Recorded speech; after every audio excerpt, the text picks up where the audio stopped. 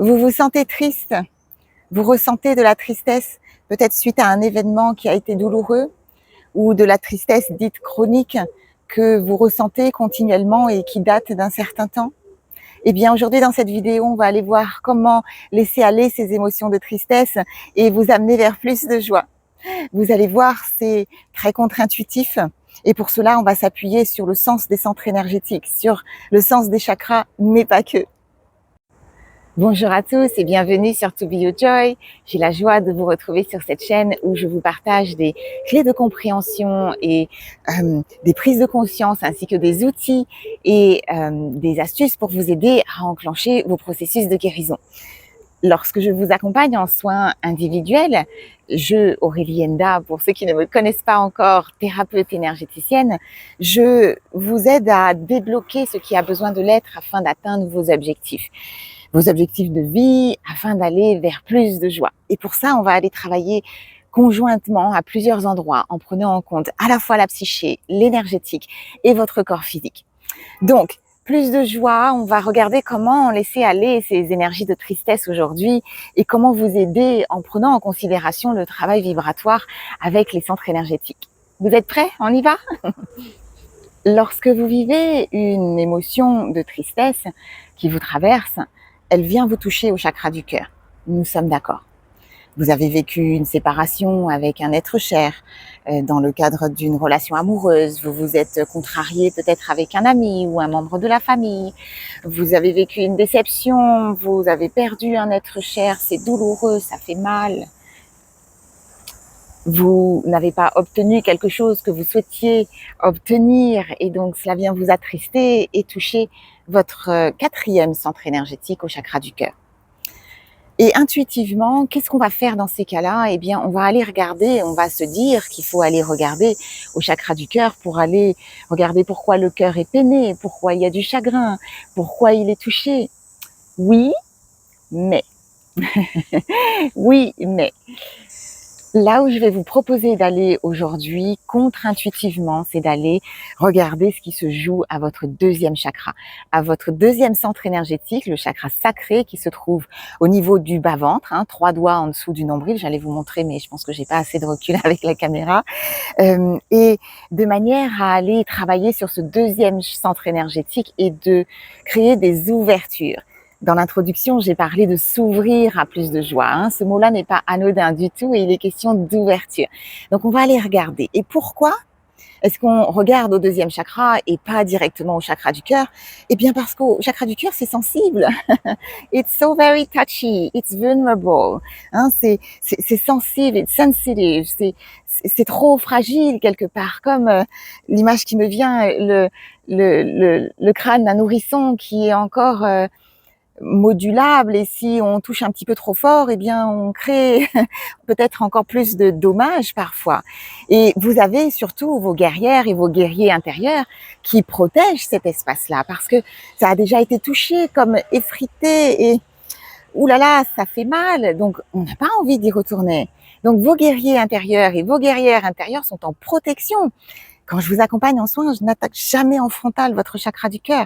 Et de toute façon, la gorge souvent est verrouillée parce que la gorge va fermer ce que le cœur n'arrive pas à libérer. Et donc, il y a comme un verrouillage ici à ces deux centres énergétiques qui sont très en lien puisqu'ils sont suivis l'un de l'autre. Et par conséquent, eh bien, ça prend un travail un peu plus stratégique et un peu plus conscient d'aller travailler au deuxième chakra et je vais vous expliquer pourquoi. Alors, allons voir pourquoi on s'intéresse tant à ce deuxième chakra. Eh bien, parce que ce deuxième chakra va vous permettre de ressentir, d'être en connexion avec vos sens et donc de percevoir dans le corps physique, dans le ressenti, ce que vous vivez et ce qui s'offre à vous dans votre réalité. Et la problématique lorsque vous avez un deuxième chakra qui est en dissonance et qui n'est pas aligné, eh bien, c'est que vous vous coupez de sentir. Parce que vous avez vécu une expérience qui a été douloureuse et qui vous a amené à ressentir quelque chose qui fait mal. Ça pique, it hurts. Et par conséquent, pour vous protéger, eh bien, vous avez coupé à votre deuxième chakra votre capacité de ressentir en vous disant, tout ça c'est inconscient, soyons d'accord, que dans la mesure où vous ne ressentez pas ce que vous avez vécu comme une expérience douloureuse, eh bien, vous êtes hors d'atteinte. Et vous ne pouvez pas donc être touché et être impacté, ce qui n'est évidemment pas le cas. Et le souci dans ces cas-là, c'est que lorsque vous vous coupez de sentir ce qui fait mal, eh bien vous vous coupez également de ressentir tout court, c'est-à-dire de ressentir votre joie, de ressentir toutes les choses qui vous font du bien, toutes les choses qui vous font plaisir. Parce qu'à ce deuxième chakra, eh bien vous allez être en connexion avec votre plaisir, ce qui vous fait du bien, ce qui vous fait vous sentir en joie, ce qui vous permet de vous amuser, de créer du jeu dans votre quotidien, dans votre vie. Donc d'aller travailler sur ce deuxième chakra, donc vibratoirement, j'entends, pas avec la tête, on va comme débloquer une énergie qui va vous permettre de vous remettre en mouvement, une vibration qui va vous avez reçu un bisou, bon je vais pas couper la vidéo à chaque fois, ça arrive parce que sinon ces vidéos prennent trop de temps, je suis navrée, vous avez un bisou, voilà, c'est plutôt sympathique.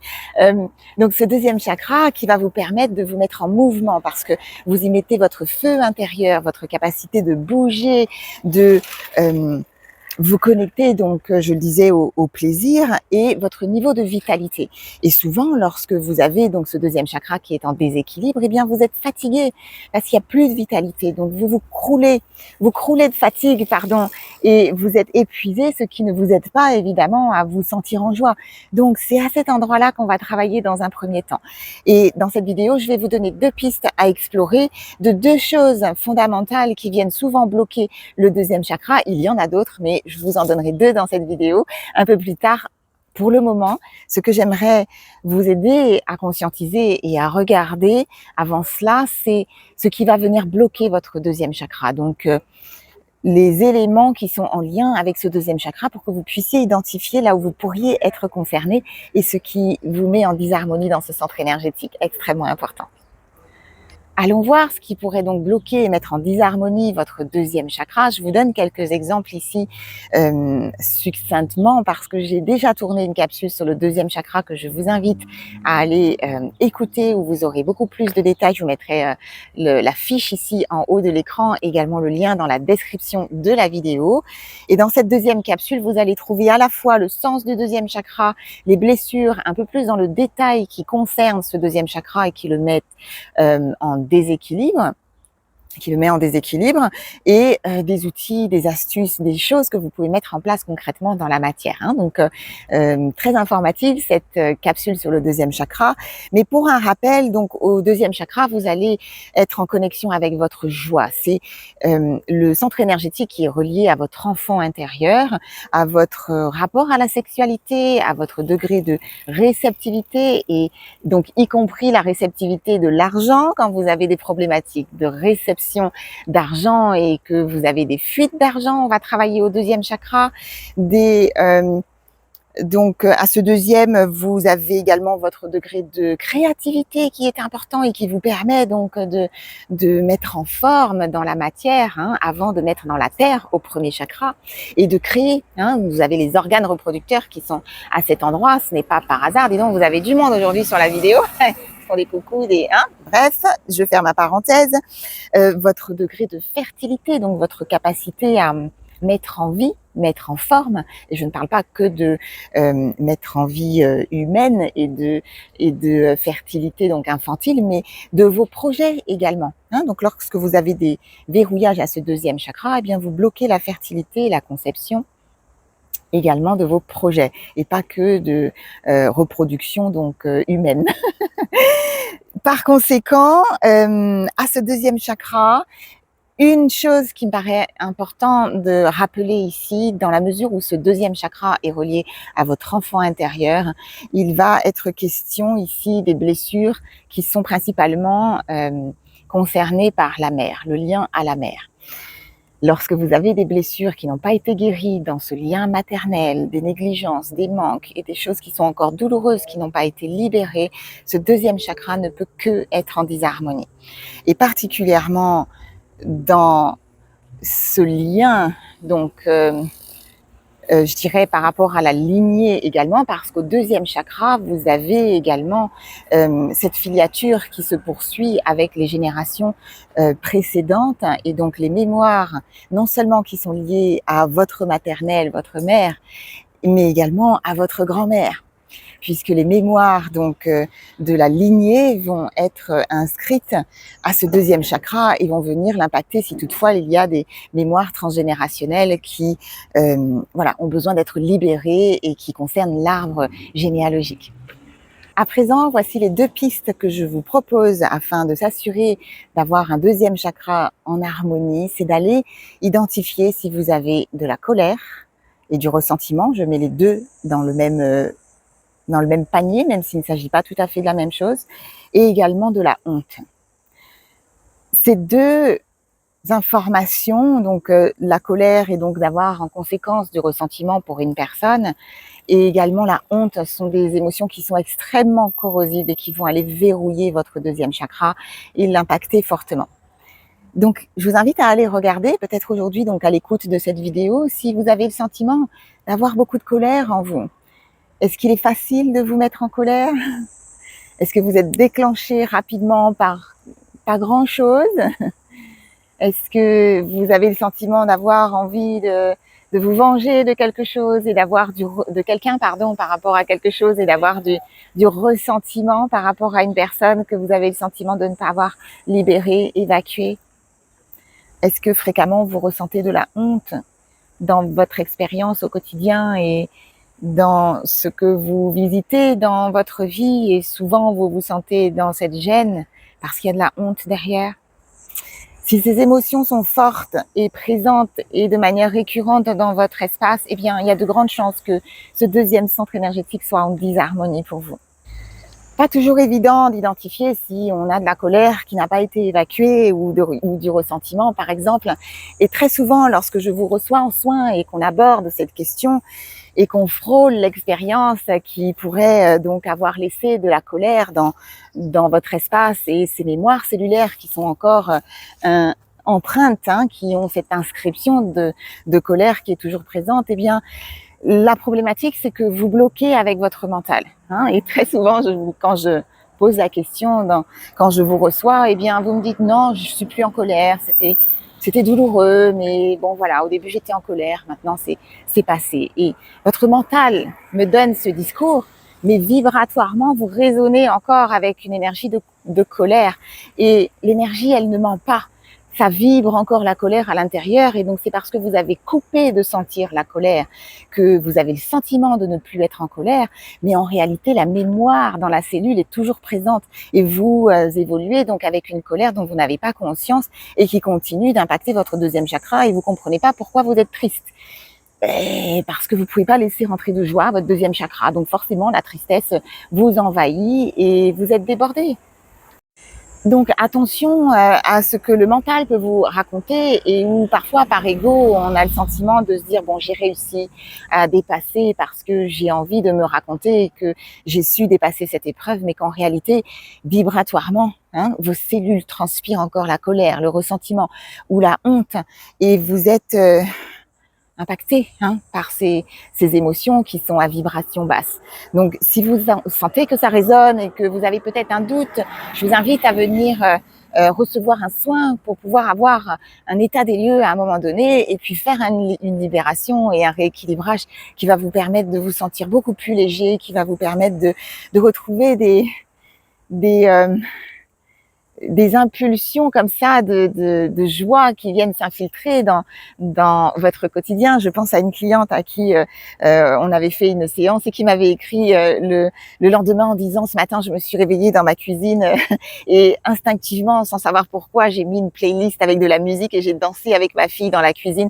Ça ne m'était pas arrivé depuis des années. Bon, c'est extraordinaire de vous voir vivre ça, c'est magique, et c'est ma joie de vous accompagner pour vous y aider. Donc si vous sentez que c'est lourd, tout dépend de de la tristesse que vous vivez, si cela fait longtemps, si voilà, c'est quelque chose de chronique que vous vivez depuis des années, il est possible que vous ayez besoin d'un coup de pouce, en tout cas d'un coup de fouet, hein, pour comme déclencher et créer une ouverture. Et puis après, vous pouvez instaurer des choses dans la matière pour comme maintenir cette énergie et la faire grandir. Mais dans la capsule sur le deuxième chakra, vous aurez inévitablement des éléments donc à mettre en place, et déjà la conscientisation de ce qui se vit et de pouvoir aller identifier pourquoi vous pourriez avoir ce deuxième chakra en disharmonie, eh bien, va vous aider grandement. Donc, je vous rappelle, le lien sera dans la description. Dernier point pour clôturer cette vidéo, bien entendu, lorsque vous êtes touché au chakra du cœur, on va aussi travailler sur ce centre énergétique, mais comme je le disais tout à l'heure, pas dans un premier temps. Parce que très souvent, lorsque vous gardez quelque chose au cœur, cette vulnérabilité vous amène à comme verrouiller également la gorge. Et ce qui est magique, c'est que quand on va travailler au deuxième chakra, on a également une répercussion qui se fait au niveau de la gorge, parce que deuxième et cinquième chakra vont travailler ensemble. Donc quand vous travaillez à la gorge, vous impactez le deuxième chakra, et quand vous travaillez au deuxième chakra, vous permettez à la gorge de se libérer. Donc cette action au deuxième chakra qui retrouve son équilibre va comme venir soutenir votre cinquième centre énergétique à la gorge, et la gorge va pouvoir s'ouvrir. Et si la gorge s'ouvre, eh bien on peut enfin verbaliser et partager ce qui a été vécu au chakra du cœur et qui est difficile et douloureux. C'est important de pouvoir prendre en compte ces éléments, puisque il est nécessaire de considérer le corps physique également dans le travail.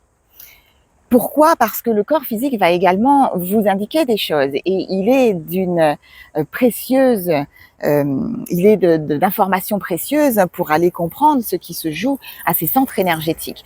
Et vous voyez très bien que le deuxième et le cinquième sont liés. Par exemple, lorsque vous avez des problématiques de thyroïde qui vont impacter la gorge, la thyroïde va être en lien avec vos organes reproducteurs, donc au deuxième chakra, en bas dans le bas-ventre, mais pas que, hein, avec l'hypophyse également, et c'est l'endocrinologie qui va prendre en charge ces problématiques. Mais lorsque vous avez des problématiques de thyroïde et de dérèglements hormonaux, eh bien vous voyez bien que le deuxième chakra est impacté.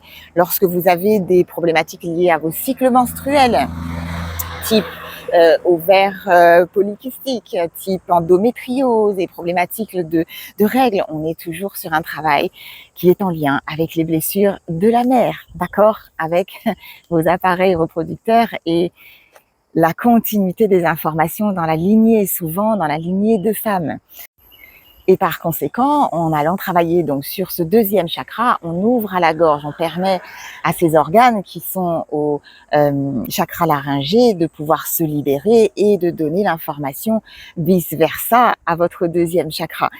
Il est important de regarder votre situation dans un contexte personnel, parce que vous avez au corps parfois des spécificités.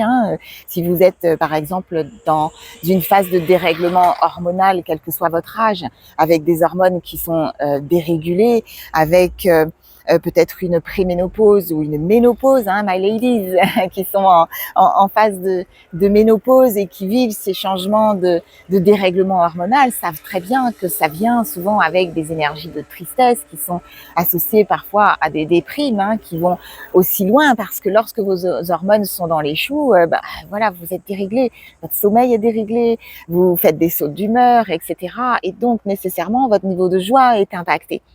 Et ça laisse beaucoup plus de place facilement à de la tristesse. Et puis de regarder également si vous êtes concerné par exemple par des troubles type TDAH, parce que vous allez avoir un impact au niveau de votre dopamine notamment, qui va être dérégulé et vous amener à avoir des coups de mou, des sentiments de déprime qui sont très souvent mal diagnostiqués et qui vous empêchent d'aller trouver des solutions.